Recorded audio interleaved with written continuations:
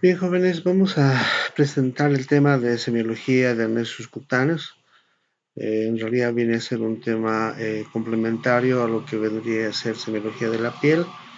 Y bueno, vamos a tocar aspectos inherentes a lo que nosotros conocemos como faneras, ¿no? Es decir, vamos a hablar un poco sobre lo que son pelos y uñas, pero además vamos a incorporar algunos elementos en relación a la valoración de lo que son los ganglios, el sistema linfático, tejido celular subcutáneo y parte de edemas, ¿ya?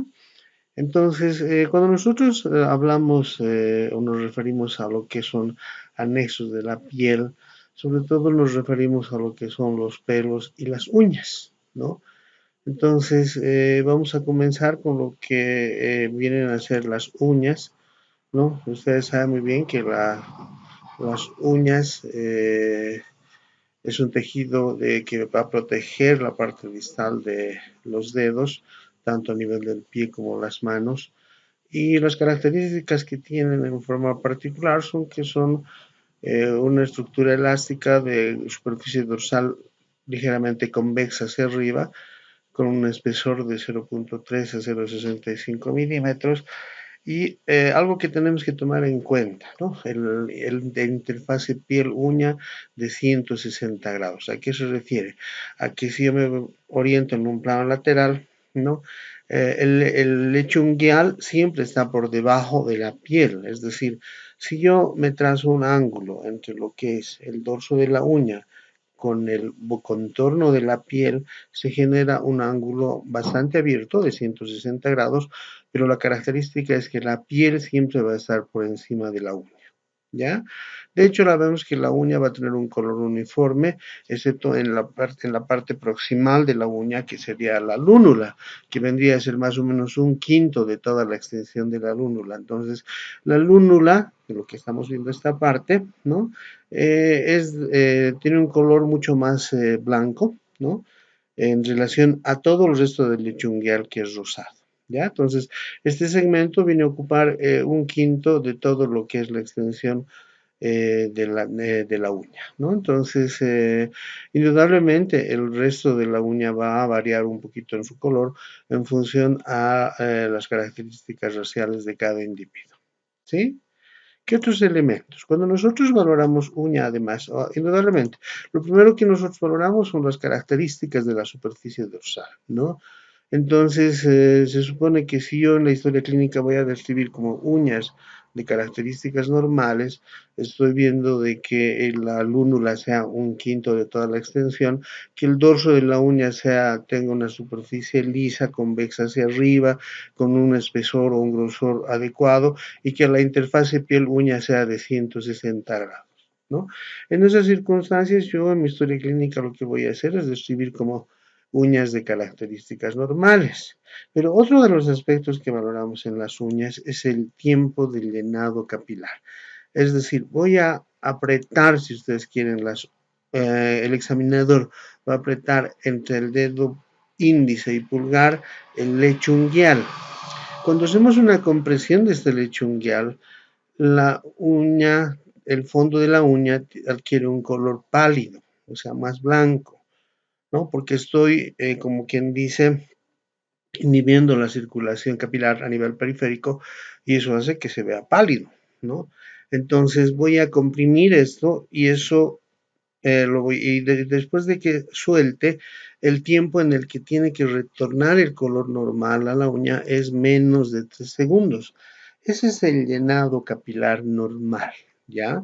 Entonces, el tiempo de llenado capilar normal viene a ser de menor a 3 segundos, ¿no? Ahora, algunos otros elementos como curiosidad, digamos, la uña normal crece alrededor de 0.5 milímetros por semana, aclarando otra vez es de color rosado, la superficie es lisa, la consistencia es elástica y lo que les he dicho, la lúnula es de color blanquecino, ¿no? Y ocupa una quinta parte de toda la superficie. Entonces, si la uña tiene estas características, otra vez les aclaro, en mi historia clínica voy a describir como uñas de características normales. Pero no siempre me voy a encontrar con uñas de características normales, ¿no? En ese sentido, yo necesito conocer algunas modificaciones que se pueden presentar en relación a la uña, ¿no? Y en relación a esto, podemos hablar un poquito de algunas modificaciones en relación a la configuración de la uña, ¿no?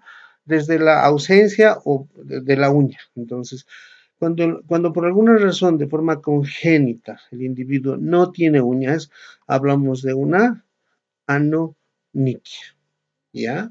Ahora, puede ser que haya un esbozo del lecho unguial con un desarrollo defectuoso de la uña. En esos casos estoy hablando de una onicoatrofia, ¿no? Es decir, en lugar de tener todo un lecho unguial conformado, lo único que tengo es un esbozo de una uña como que se hubiera atrofiado, ¿no? Y eso se llama onicoatrofia, ¿ya? Ahora, les decía, la uña tiene una consistencia, si bien es elástica, tiene una consistencia sólida, ¿no? Entonces, nosotros cuando apretamos la uña no va a quedar ninguna impresión de la compresión que estamos haciendo. Sin embargo, en algunas circunstancias, el lecho unguial se reblandece y este reblandecimiento de la uña se lo conoce como onicomalacia o apalonichia, ¿ya? Es importante tomar también en cuenta las características en relación a las dimensiones de la uña, ¿no? Por ejemplo, como dice, cuando las uñas son más anchas que largas, se habla de una brachionichia. Y al contrario, cuando las uñas son más largas que anchas, se habla de una doliconiquia. Indudablemente estas características, si bien tienen un aspecto genético en función al biotipo de cada individuo, ¿no? Porque va a ir en relación con el tipo de brevilíneo y longilíneo, etcétera. También en el caso de la doliconiquia pueden estar relacionadas con la presencia de uñas largas con la enfermedad de Marfan. Ya. Entonces seguimos con modificaciones en relación a la configuración de la uña. Y un aspecto que tenemos que tomar en cuenta son las famosas uñas en vidrio de reloj que forman parte de los dedos en palillos de tambor, ¿no? O sea, si nos referimos específicamente a la lesión, a la modificación de la uña, tendríamos que decir que estas uñas son en vidrio de reloj, ¿no? Donde la interfase piel-uña, que normalmente aquí están viendo es de 160 grados, se modifica a la inversa, es decir, la uña va a estar por encima de la piel porque adquiere la forma de un vidrio de reloj. Ahora, obviamente, hoy en día, o sea, la característica del vidrio de reloj no es la misma que las de antes, ¿no? Si ustedes tienen la curiosidad de ver cómo eran los vidrios del reloj antiguamente, eran unas líneas convexas, unos vidrios convexos hacia arriba, ¿no? Y por eso se los compara como uñas en vidrio de reloj que forman parte de los dedos en palillo de tambor, porque como están viendo en la imagen, no solo se modifica el lecho unguial, sino se modifica toda la falange distal del dedo, ¿no? Por eso es que dan el aspecto de que estas fueran dedos en palillo de tambor, ¿no? Ahora, en alguna circunstancia, estos dedos en palillo de tambor se asociaba a una patología del aparato locomotor que se llama osteoartropatía hipertrófica, ¿no? En la cual había una modificación fundamental, sobre todo en los huesos largos, ¿no? Pero sobre todo vamos a encontrar dedos en palillo de tambor o hipocráticos con uñas en vidrio de reloj en patologías que me generan una hipoxia crónica. ¿Ya? Por eso dice que voy a encontrar estos dedos en las neumopatías crónicas, en la fibrosis pulmonar idiopática, en las bronquiectasias, en los abscesos pulmonares, en el cor pulmonar crónico. Todas estas patologías, ¿no? Me van a generar hipoxia crónica. Ahora, también se relaciona la presencia de dedos en palillo de tambor con uñas en vidrio del reloj en la cirrosis biliar, pero ya no asociado a hipoxia crónica, sino un poco relacionado con lo que he mencionado hace rato de una osteoartropatía tóxica. ¿ya? Pero como están viendo, estas uñas han modificado considerablemente la interfase piel-uña y se ha invertido, la uña está por encima de la piel, ¿sí?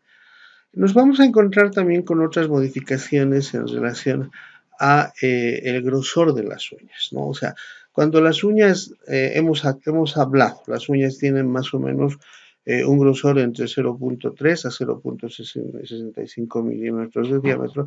Sin embargo, este grosor en algunas circunstancias puede aumentar considerablemente y en esos casos estoy hablando de una hipertrofia de las uñas, es decir, un engrosamiento de las uñas, pero sin deformación. ¿Ya?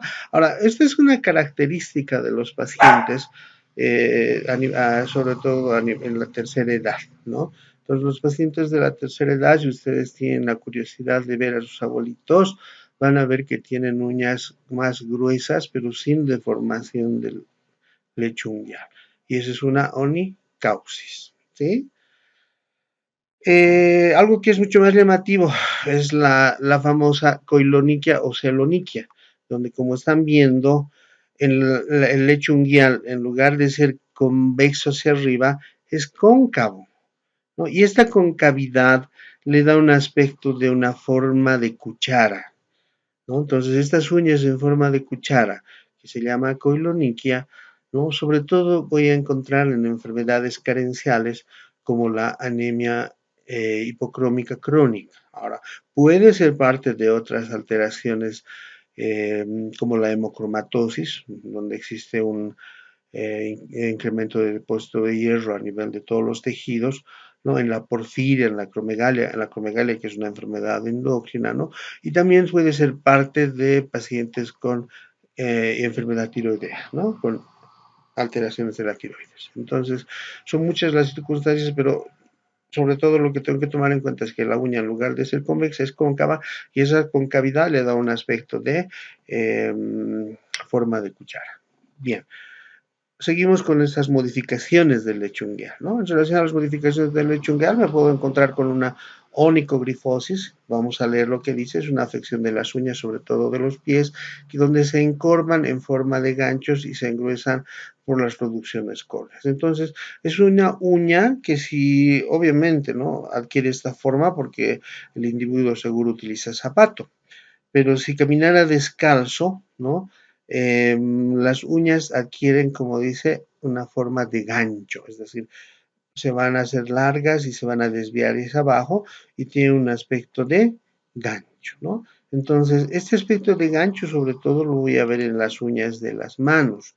En cambio, las uñas de los pies se adecúan o se amoldan al uso de calcetines y zapatos que tiene el paciente, ¿no?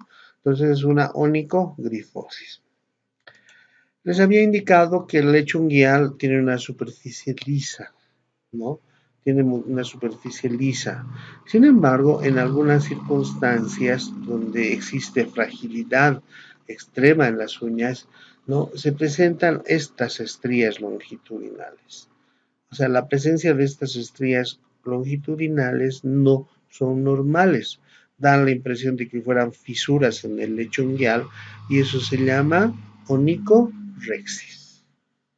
Entonces, la onicorexis la describo como la presencia de fisuras en el lecho unguial. ¿Ya? Ahora, tengo que describirlo, estamos hablando de modificaciones de la superficie de las uñas, ¿no? Así como pueden haber surcos longitudinales, también se pueden presentar surcos transversales. Miren, no es muy visible, pero si ustedes están viendo por delante de la lúnula, se hace un surco transversal, ¿no? Y a partir de ahí parecería que va creciendo hacia adelante la uña, ¿no? Entonces, se dice que puede estar asociada a procesos infecciosos asociados a fiebre alta, ¿no? Enfermedades graves con compromiso sistémico en la eritrodermia y también puede ser de tipo carencial en las enfermedades por deficiencia de zinc, ¿no? Entonces, cuando se presentan estos surcos transversales por delante de la uña, nosotros describimos estos surcos como surcos transversales de Beau en el lecho unguial. ¿Ya? Bien. Otra de las modificaciones que podemos encontrarnos en las uñas son estos hoyuelos o este punteado que podemos ver en el dorso de la uña, ¿no? Normalmente la uña, hemos dicho, es lisa, pero alguna vez puede quedar una especie de uñas punteadas o hoyuelos, que como dice ahí son depresiones en forma, o sea, puntiformes, como dice acá, ¿no? Y sobre todo dar un aspecto de dedal. Si alguna vez ustedes han tenido curiosidad de cómo es un dedal de esos que utilizan los sastres, más o menos tiene estas características por estos hoyuelos, ¿no? Entonces, la presencia de de estos hoyuelos o estas uñas punteadas puede ser consecuencia de traumatismos o de psoriasis. Bien, seguimos con modificaciones de la superficie del lecho ungueal. Podemos encontrarnos alguna vez con, con una onicosquicia, ¿no? ¿Qué viene a ser la onicosquicia? Acá tenemos una imagen mucho más visible, donde existe un desprendimiento en sentido transversal de las capas superficiales de la uña, de la parte distal hacia la raíz. ¿Ya?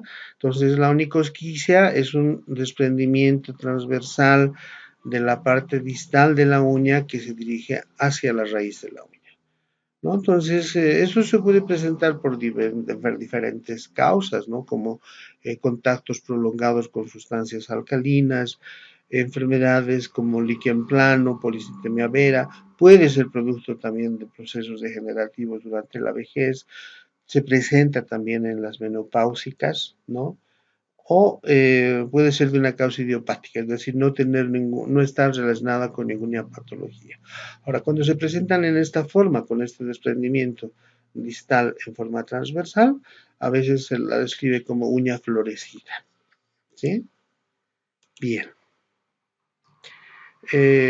Seguimos con modificaciones de la superficie del lecho ungueal y entre estas podemos mencionar la traquioniquia, ¿no?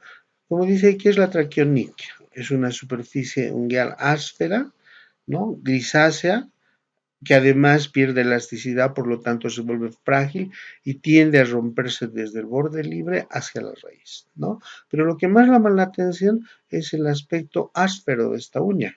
Hemos dicho, la uña normal es lisa, en cambio estas uñas son ásperas, ¿no? Y en algunos casos, como estamos viendo en la imagen, puede estar asociado a una coiloniquia o uña en forma de cuchara, como estamos viendo en este caso. Entonces se pierde la característica de que es una superficie lisa, pero además se altera la convexidad y el paciente, además de tener traquioniquia, que serían uñas ásperas, hace una coiloniquia. Bien, entonces esas eran las modificaciones en relación a la superficie de la uña, ¿no? Sin embargo, también podemos tener modificaciones del color de la uña, ¿ya? De hecho, hemos mencionado, a ver, vamos a regresar un poco. Mm, el color normal de la uña es,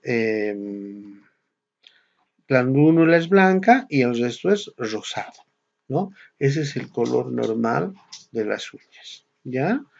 Pero ¿qué pasa si el paciente empieza a tener manchas blancas de una disposición variable, ¿no? No específica, miren, diferentes presentaciones?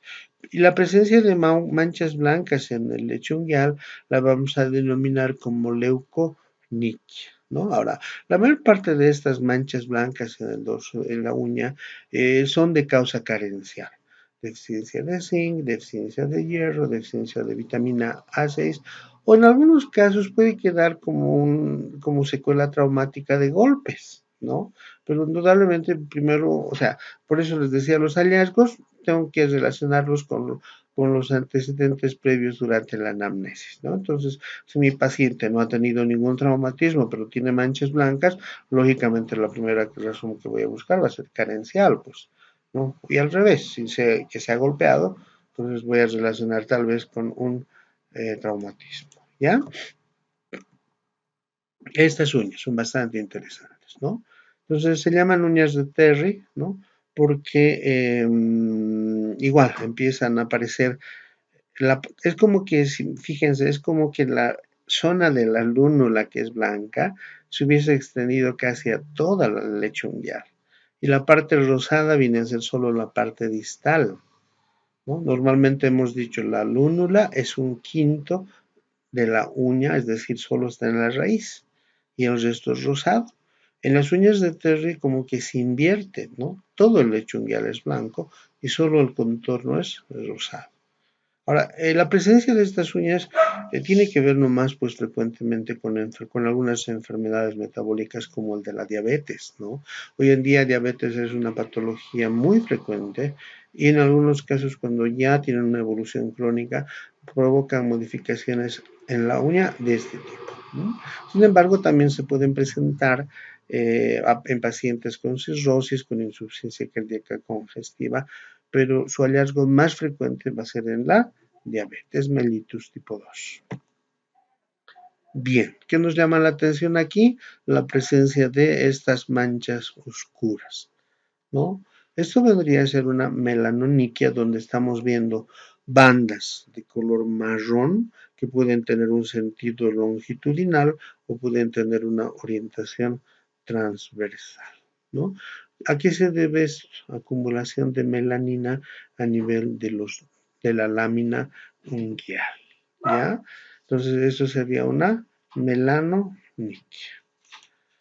Acá estamos viendo uñas con un fondo casi amarillo, ¿no? Esa vendría a ser cromoniquia, ¿no? Que generalmente se caracteriza porque son uñas con la parte distal de un tono amarillo, ¿no? Algunos autores la relacionan como la designan como el síndrome de las uñas amarillas, ¿no? Entonces, en muchos casos pueden estar relacionados a intoxicaciones con algunos elementos que van a generar estas modificaciones. Bien, modificaciones de la uña y de los tejidos periunguiales. O sea, aquí estamos hablando ya no solo del lecho unguial, sino del tejido vecino, es decir, la piel circundante, ¿no? Entonces, una de estas modificaciones es la onicolisis. La onicolisis, que no es nada más que un despegamiento de la uña desde la parte distal hacia la parte lateral, ¿no? Entonces, como estamos viendo aquí, la matriz unguial está empezando a presentar una especie de escamación, ¿no? Con una lesión bastante marcada de lo que es la región vecina a la uña, ¿no? Entonces, este despegamiento de la piel en la raíz de la uña se conoce como onicolisis. Bien, esta es una onicomadesis, ¿no? Donde se produce desprendimiento de la uña en la parte proximal, ¿no? Entonces, miren lo que estamos viendo es esto, como que se estuviera desprendiendo la uña en su raíz, en ambas uñas, hacia la parte distal, ¿no? Puede estar relacionado a traumatismos, pero también a estados de estrés emocional. Bueno, aquí estamos hablando de un proceso infeccioso de la región vecina a la uña, ¿no? En realidad la paroniquia, como dice acá, es una infección supurada del borde de la uña, ¿no? Es una inflamación crónica o aguda del perinocchio. Por lo general, puede ser secundarias a traumatismos, puede ser secundaria a la presencia de uñas encarnadas, a veces el hábito del mordisqueo de las uñas. El detalle es que se ha generado una fisura que ha permitido el ingreso de agentes bacterianos y han provocado esta infección supurada en el borde de la uña, ¿no? Entonces, cuando yo tengo un proceso infeccioso en el borde de las uñas, estoy hablando de una paroniquia, ¿no? Y dentro de las infecciones también voy a tomar en cuenta lo que es el panadizo.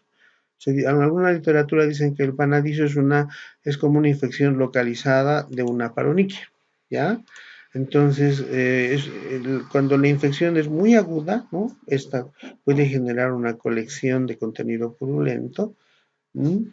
Y también, como les decía, por lo general está asociada a infecciones, sobre todo bacterianas, sin descartar la presencia de infecciones virales o micóticas. Entonces, muchos individuos de inicios en un panadizo y posteriormente evolucionan a una paroniquia. Bueno, esto es común ver, ¿no? La famosa uña encarnada, ¿no? La famosa uña encarnada que en términos semiológicos nosotros la vamos a escribir como onicocriptosis, ¿ya?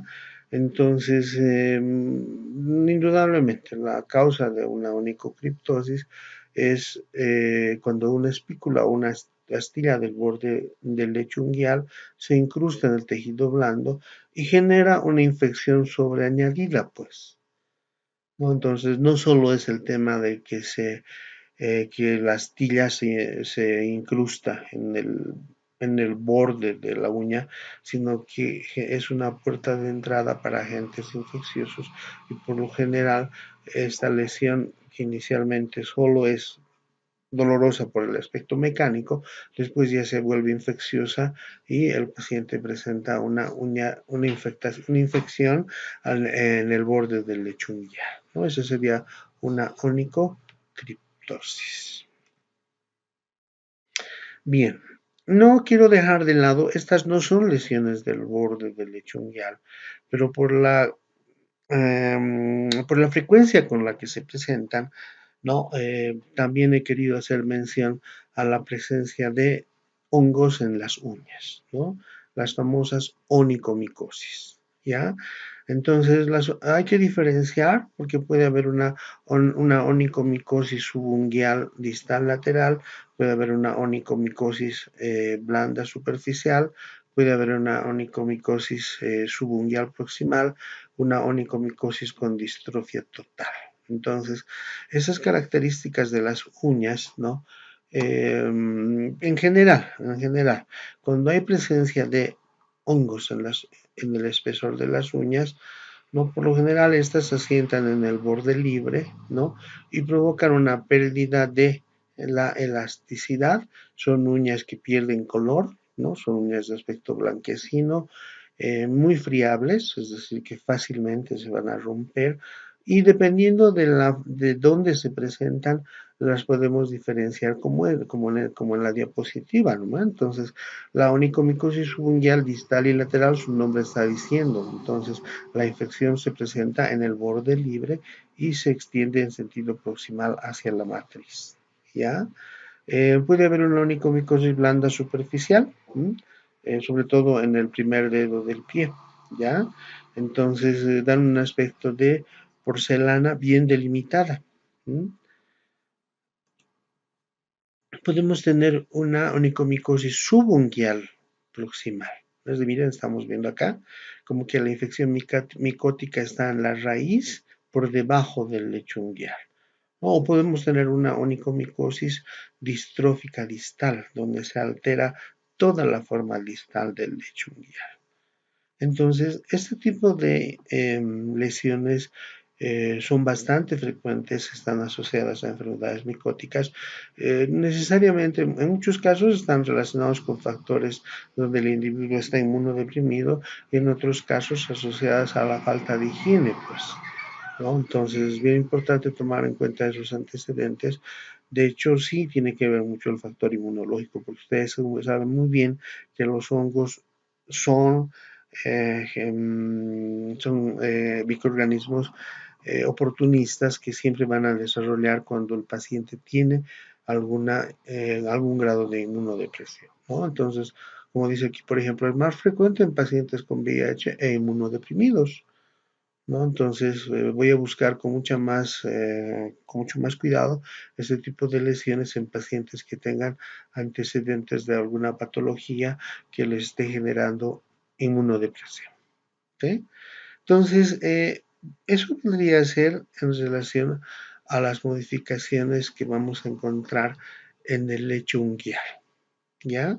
Entonces, sin embargo, en la valoración de la historia clínica no es muy extenso lo que se describe, porque lo que nosotros queremos ver en la descripción de la historia clínica son estas características, ¿no? Que la superficie dorsal sea convexa, el espesor de 0,3 a 0,65, que la interfase de piel-uña sea de 160 grados, que tenga un color uniforme, la lúnula un quinto y el resto todo rosado, ¿no? Y que además tenga un llenado capilar menor a 3 segundos. Con todos estos elementos, mi descripción en la historia clínica únicamente va a decir uñas de características normales con llenado capilar menor a 3 segundos. Entonces, si yo describo eso, estoy descartando la posibilidad de todas estas otras alteraciones que les he mostrado en las diapositivas. Indudablemente, donde me encuentre una de estas alteraciones, voy a describir de acuerdo a los hallazgos que tenga en cada individuo. ¿Ya? Entonces, eso viene a ser el complemento de la parte de anexos en relación a las uñas. Ahora, les había dicho, como parte de las faneras, también tenemos a lo que son los pelos, ¿no? Los pelos, que bueno, en el cuero cabelludo se llaman cabello en la cabeza, ¿no? A nivel de en la región facial tenemos las cejas, la barba, el bigote, a nivel de la superficie corporal tenemos los vellos, etcétera. Pero en general los pelos se consideran anexos, ¿no? Que tienen en realidad son los, vienen a ser, como dice acá, los anexos más importantes de la piel, porque están casi en toda su extensión, ¿no? Indudablemente la cantidad de pelos va a depender primero del sexo y segundo de las características individuales de cada paciente, ¿ya?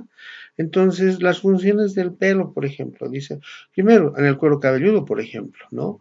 Es un mecanismo de protección contra elementos externos como la luz ultravioleta, ¿no? Evita la dispersión de productos provenientes de las glándulas sebáceas y al margen de eso también tiene nomás una función sensitiva a nivel de todo el cuerpo, ¿no? ¿Qué elementos? A ver, vamos a ver unos aspectos. Como les decía, los pelos hay que diferenciarlos, ¿no? O sea, porque tenemos pelos incluso antes de nacer y eso se llama lanugo. El lanugo es el pelo delgado que cubre la piel del feto y que por lo general se va a ir cayendo antes del nacimiento, ¿no?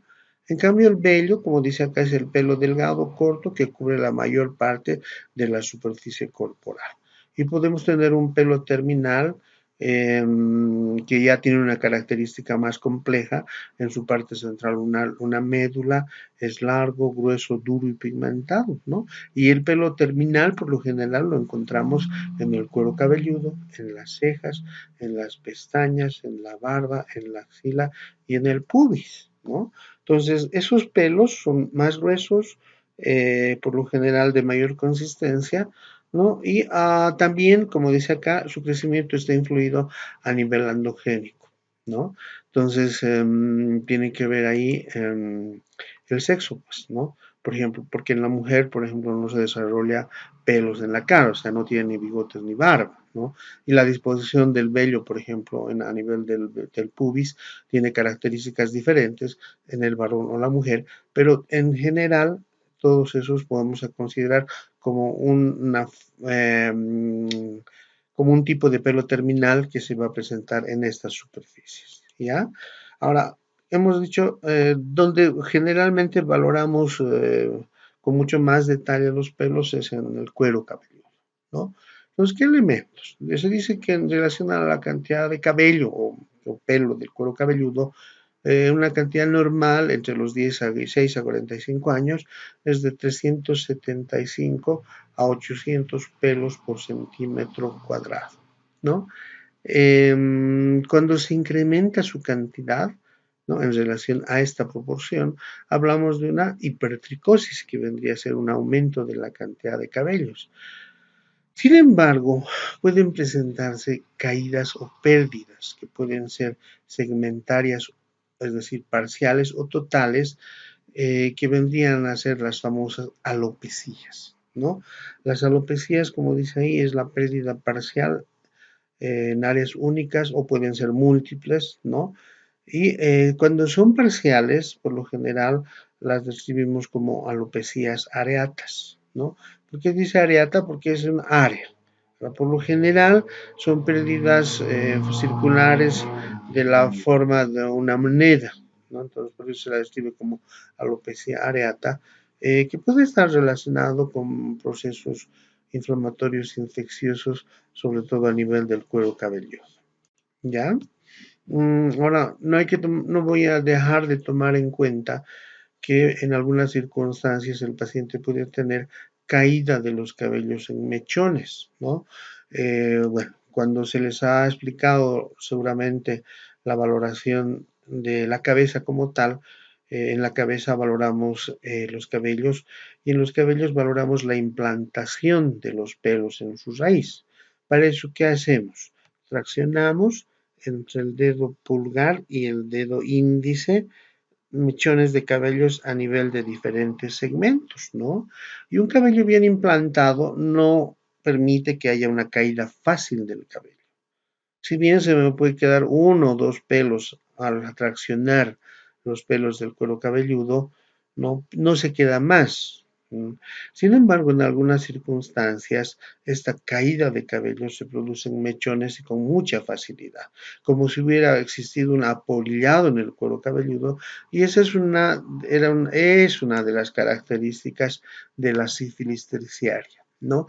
Hoy en día no se ve mucho, ¿por qué? Porque la sífilis muy rara vez llega al estadio terciario, ¿no? Desde el descubrimiento de la penicilina y de otros antibióticos, por lo general la sífilis llega a un estadio primario que es mucocutánea a nivel de los genitales y ya no pasa ni siquiera a una sífilis secundaria y mucho menos a una terciaria, pero sí voy a tomar en cuenta, ¿no? Ahora, puede haber también caídas extensas del cuero cabelludo relacionadas a enfermedades endocrinas como es el hipotiroidismo, donde el paciente tiene un pelo seco, quebradizo, ¿no? Y que va generando una caída extensa del cabello. Entonces, voy a diferenciar esto, por si acaso, esto no es calvicie, sino es caída del cabello asociado a una patología, ¿no? Porque porque la pérdida del cabello de origen androgénico, lo que nosotros llamamos calva o calvicie, ¿no? Que puede llegar a una alopecia total, tiene una predisposición genética. Es decir, si yo vengo de papá calvo, lo más probable es que también de esa característica y en el tiempo haga una calvicie. ¿Ya? Ahora, puede haber también caídas de pelos, ¿no? Asociadas a enfermedades micóticas, sobre todo las tiñas, ¿no? En las enfermedades micóticas del cuero cabelludo, también el paciente puede presentar caídas en mechones del cuero cabelludo. Por eso les decía, es importante que cuando yo haga la valoración de la implantación de los pelos en el cuero cabelludo, debo realizar una tracción entre el índice y el pulgar, indudablemente sin generar demasiada fuerza, ¿no? Sino lo que quiero es ver una implantación normal, ¿no? Y voy a hacer esto en diferentes regiones de la cabeza, ¿no? Puedo sistematizar mi exploración desde la región occipital hacia la región frontal o viceversa, empezar en la región frontal y terminar en la región occipital, abarcando todos los segmentos, ¿no? Es decir, la región temporal, parietal, etcétera. Y bueno, pues si en algún lugar tengo caídas, puedo buscar como causa una enfermedad endocrina que es el hipotiroidismo o enfermedades micóticas como las tiñas que me van a provocar esto. O definitivamente, pues tal vez en alguna circunstancia me encuentro con caídas en mechones que pueden estar relacionadas a la presencia de una sífilis terciaria. Bien. Eso sería en relación a los pelos de la cabeza, ¿ya? En la exploración segmentaria seguramente vamos a tocar algunas características de la piel en relación a los pelos de otros segmentos corporales. Entonces, hemos hablado hasta ahorita de pelos y uñas, que serían las faneras, que serían, como quien dice, anexos de la piel.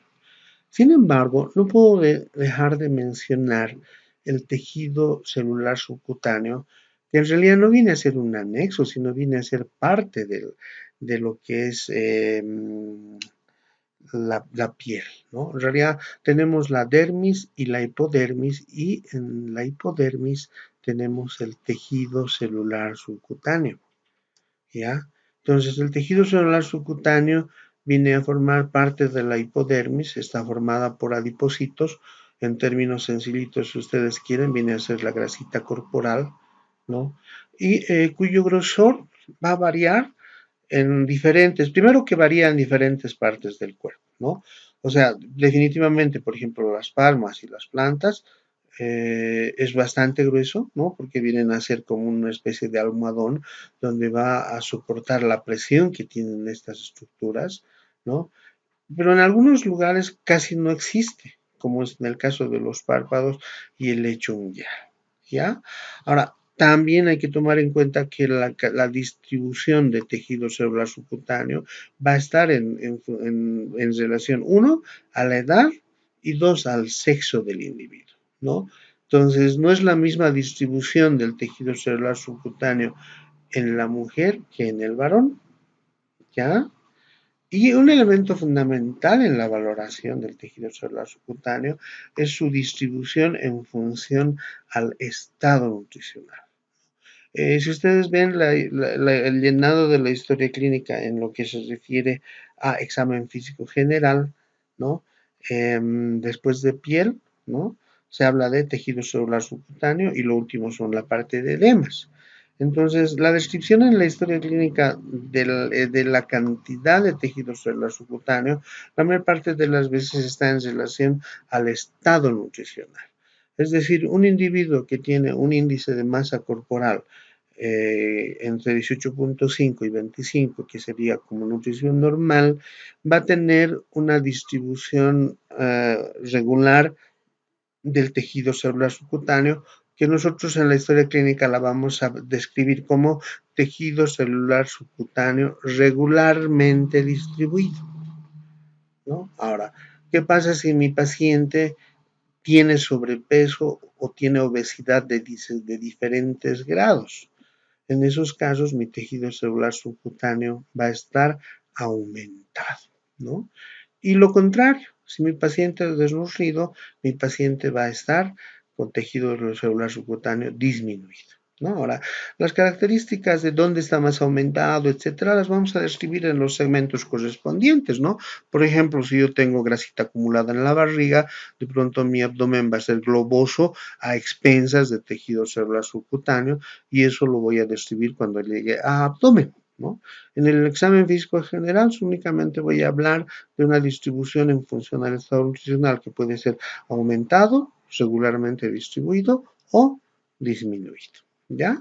Sin embargo, es importante también conocer algunas patologías que están relacionadas con algunas alteraciones del tejido celular subcutáneo, ¿no? Y en estos casos estoy hablando de lipodistrofias, ¿no? O sea, ¿qué vienen a ser estas lipodistrofias? Una alteración en la distribución del tejido celular subcutáneo en diferentes segmentos corporales. Entonces les voy a mostrar dos entidades que son contrarias, ¿no? Uno viene a ser el síndrome de Barrager-Simmons, donde existe escasez o atrofia del tejido celular subcutáneo en la mitad superior del cuerpo con acumulación en la mitad inferior.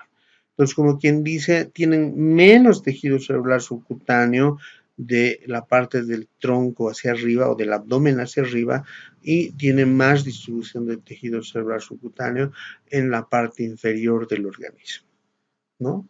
Entonces, esta lipodistrofia viene a ser, se conoce como síndrome de Barraquer-Simmons, ¿ya? Ahora, lo contrario de esta entidad viene a ser la enfermedad de Madelung. En la enfermedad de Madelung, como dice acá, viene a ser una lipomatosis simétrica que afecta a qué lugares, cuello, hombros, parte superior del dorso, ¿no?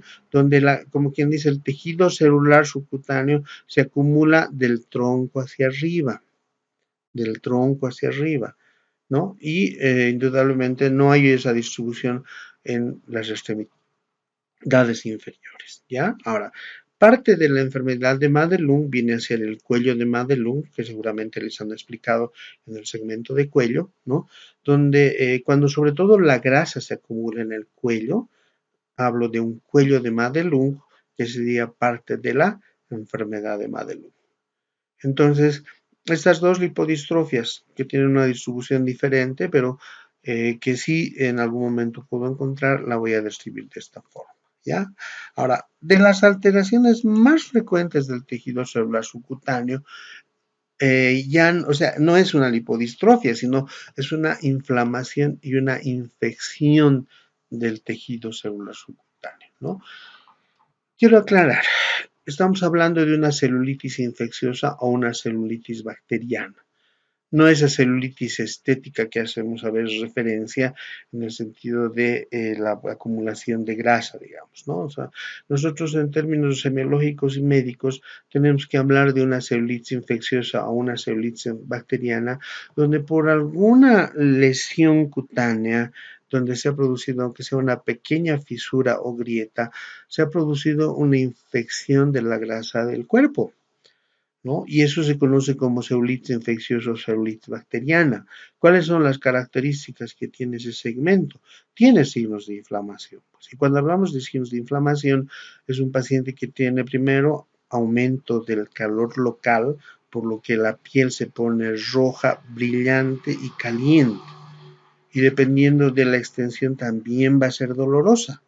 O sea, viene a cumplir los signos de Celsius que dicen calor, tumor, dolor, rubor, ¿no? Entonces, esta es una infección bastante severa porque los gérmenes que lo provocan por lo general o son estreptococos del grupo A o son estafilococos aureus, por lo general gérmenes penicilinas resistentes, ¿no? Y por eso es que cuando tenemos este tipo de infecciones, mmm, es importante hacer un manejo quimioterápico oportuno, ¿no? Por lo general, asociado, o sea, ¿cómo les puedo decir? Con el uso de antibióticos por vía parenteral. Entonces, este tipo de infecciones, por lo general, no se recomienda tener un manejo ambulatorio, sino una quimioterapia antimicrobiana por vía parenteral, en algunos casos incluso con posterior a un cultivo de la lesión. ¿Ya? Porque muchas veces hay resistencia a los quimioterápicos que estamos utilizando. Ahora, cuando la sublesión es así extensa, hablo de una celulitis. Entonces, ¿qué estoy viendo? Una piel roja, caliente, brillante y dolorosa. ¿Ya? Ahora, muchas veces la lesión es mucho más localizada, pues. Y en esos casos hablo de flemón, y es como dice con la celulitis localizada, que me puede dar incluso la presencia de un absceso. Bien,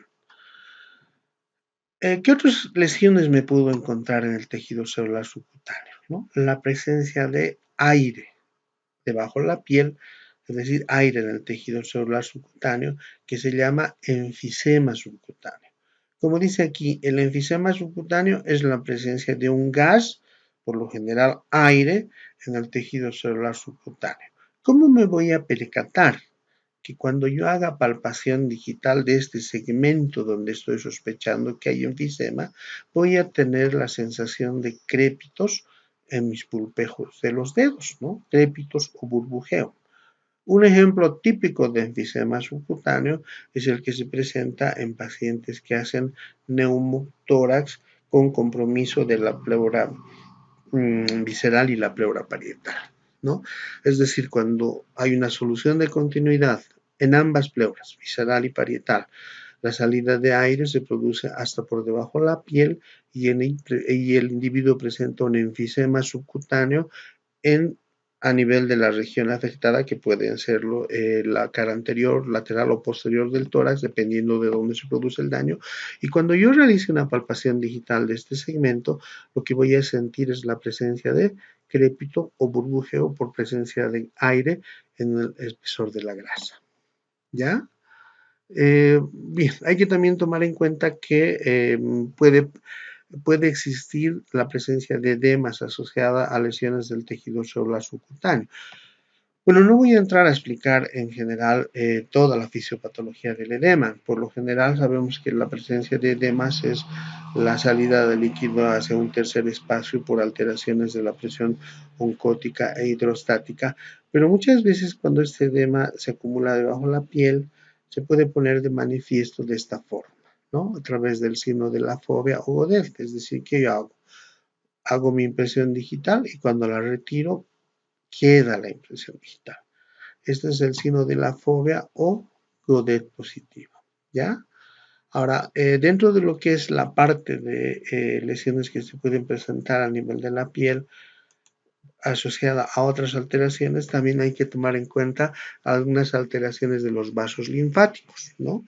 Bueno, a ver, ¿qué son los vasos linfáticos? Son conductos delgados que forman parte del sistema linfático, como dice aquí, que transportan la linfa, ¿no? Y que tienen la linfa, líquidos que contienen células inmunitarias. O sea, los vasos linfáticos intervienen en el sistema inmunitario, ¿no? Tienen linfocitos y otras células encargadas de actuar ante procesos inflamatorios infecciosos, ¿no? Dentro de estas alteraciones de los vasos linfáticos tenemos las alteraciones inflamatorias que se conocen como linfangitis, ¿no? Que dan lugar a una celulitis perivascular, pero también pueden haber alteraciones mecánicas donde se produce una éstasis que se traduce por un edema no inflamatorio del tejido celular subcutáneo que se conoce como linfedema porque es un edema a expensas de tejido linfático que se traducen en la piel con piel de naranja, ¿ya? Entonces acá estamos viendo una lesión, esto viene a ser un linfedema, ¿ya? Ojo, a expensas de un tejido de linfa o de tejido linfoide, ¿no? Donde el paciente tiene un aspecto de piel de naranja, ¿no? A diferencia, por ejemplo, de lo que hemos visto en esto, este es un edema, ¿no? Pero este es un linfedema. O sea, aquí sería a expensas de salida de líquido a un tercer espacio. En cambio, aquí no. Es a expensas de linfa que está en el espesor y ha provocado un linfedema. Entonces, esta piel de naranja no me va a generar godet o fobia, por si acaso. Sí me va a generar un engrosamiento que va a ser apreciado como si fuera una piel de naranja, ¿no? Y dentro de lo que hacemos también la valoración de la parte cutánea, ¿no? Asociada a la piel, hay que tomar en cuenta los ganglios linfáticos, ¿no? ¿Qué son los ganglios linfáticos? La mayor parte de la literatura dice que son como pequeños órganos en forma de frijol, o sea, están comparando por la forma sobre todo, que filtran la linfa, ¿no? Es decir, tenemos grupos ganglionares o cadenas ganglionares en todo el cuerpo por debajo de la piel, sobre todo a nivel de las axilas, en la ingle, ¿no? Sobre todo, ¿no? Entonces, las cadenas más importantes, cuello, axilas, ingle, ¿ya?